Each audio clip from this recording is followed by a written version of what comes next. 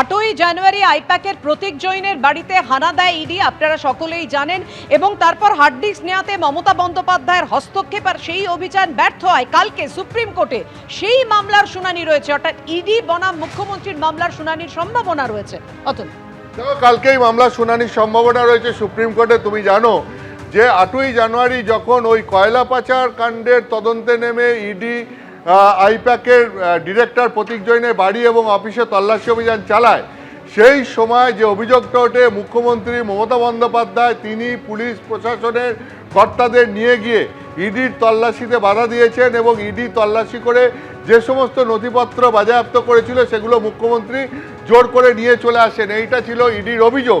সেই অভিযোগে তারা কলকাতা হাইকোর্টে প্রথমে মামলা করেন এবং তারপরে তারা সুপ্রিম কোর্টে গিয়েও মামলা করেন। এবং এই ক্ষেত্রে মুখ্যমন্ত্রী মমতা বন্দ্যোপাধ্যায়ের পক্ষ থেকে আদালতে যেটা দাবি করা হয়েছিল যে মুখ্যমন্ত্রী মমতা বন্দ্যোপাধ্যায় ইডির অনুমতি নিয়ে ওই সমস্ত নথিপত্র নিয়ে এসেছিলেন এবং তিনি সেখানে গেছিলেন। তার কারণ আইপ্যাক দীর্ঘদিন ধরে তৃণমূল কংগ্রেসের বিভিন্ন রাজনৈতিক কর্মকাণ্ড সামলান এবং সেই রেড চলাকালীন তিনি সেখানে গিয়ে ইডির অনুমতি নিয়েই নথিপত্র নিয়ে এসেছিলেন। এখন সেই যে মামলা, সেই যে বিতর্ক, এই পরিস্থিতিতে এই আবহে আগামীকাল সুপ্রিম কোর্টে সেই মামলার শুনানির সম্ভাবনা রয়েছে এবং দেখার যে সেই মামলায় সুপ্রিম কোর্ট শেষ পর্যন্ত কি বলে। একদমই, কালকে সেই মামলার দিকে আমাদের নজর রয়েছে, সুপ্রিম কোর্টের দিকে। ধন্যবাদ তোমায়। একদিকে যখন আপনারা শুনলেন যে আগামীকাল আইপ্যাকের জোড়া মামলার শুনানি, আর অন্যদিকে আইপ্যাকের ডিরেক্টর প্রতীক জৈনের স্ত্রী ভাইকে ইডির তলব। এনআই সূত্রে এমনই খবর পাওয়া যাচ্ছে, প্রতীক জৈনের স্ত্রী বারবি জৈন, ভাই পুলকিত জৈনকে সমন পাঠানো হয়েছে।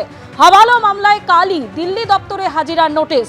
আইপ্যাক ডিরেক্টর প্রতীক জৈনের স্ত্রী ভাইকে ইডির নোটিশ, এনআই সূত্রে এমনই খবর।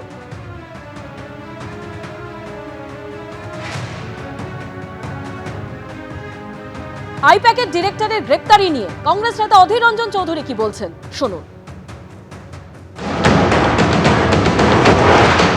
আইপ্যাক সারা পশ্চিমবঙ্গে তৃণমূলের যত চুরি বাটপাড়ি দুর্নীতি হচ্ছে তার সঙ্গে তারা জড়িত, এটা আমরা সবাই জানি। এই আইপ্যাক তৃণমূলকে জেতানোর জন্য বাংলায় সাম্প্রদায়িক বিভাজন, সাম্প্রদায়িক দাঙ্গার তত্ত্ব তৈরি করেছে। তৃণমূল কোটি কোটি টাকা খরচা করে আইপ্যাককে পুষে, এই টাকা থেকেও চাঁদা দেয় না, চুরির টাকা। উৎপাতে ধন, চিৎপাতে দেয় ওরা। সেখানে যদি কোনো চোরটা ধরা পড়ে আমাদের তো আপত্তি নেই, দেখতে পেয়েছে প্রকৃতপক্ষে অপরাধী এবং অপরাধীর শাস্তি হচ্ছে।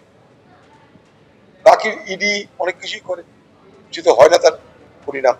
প্রচারে গিয়ে আক্রান্ত ফালাকাটার বিজেপি প্রার্থী। কাদম্বিনী চা বাগানে প্রচারে গিয়ে আক্রান্ত বিজেপি প্রার্থী দীপক বর্মন।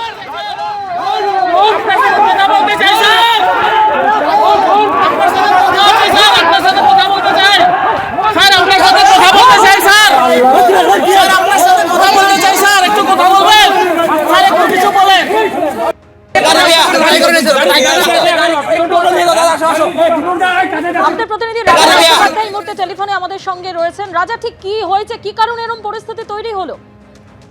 দেখো, যেটা জানা যাচ্ছে, ফালাকাটার যে বিজেপির প্রার্থী রয়েছে দীপক বর্মন, তিনি বিকেলে প্রচার সেরে যখন বাড়ি ফিরছিলেন, যেটা জানা যাচ্ছে ঠিক সেই সময় তার গাড়ির সামনে যে শিশু পার হচ্ছিল, রাস্তা পার হচ্ছিল, তখনই কিন্তু আচমকায় তার চালক কিন্তু গাড়ির সামনে থমকে দেয় এবং সেখান থেকে ঘটনার সূত্রপাত হয়। যেটা অভিযোগ উঠছে, ফালাকাটা 2 নম্বর গ্রাম পঞ্চায়েতের যে তৃণমূলের প্রধান রয়েছে রবি কুমার মিঞ্চ, সে কিন্তু দীপক বর্মনকে আঘাত করে এবং তার যে চালক রয়েছে চালককে মারধর করে। এলাকা উত্তপ্ত হয়ে ওঠে এবং যেটা অভিযোগ করছে যে পুলিশের সামনেই কিন্তু তাকে মারধর করা হয়। পুলিশ কিন্তু দাঁড়িয়েছিল এবং দর্শক হিসাবে কোনো রকম প্রতিবাদ তিনি করেননি, এমনটা কিন্তু অভিযোগ করছেন দীপক বর্মন। এলাকায় কিন্তু উত্তপ্ত হয়ে রয়েছে এবং এলাকায় কেন্দ্রীয় বাহিনীগুলোতে এইমাত্র নামানো হয়েছে, এটাই জানা যাচ্ছে। ধন্যবাদ রাজা।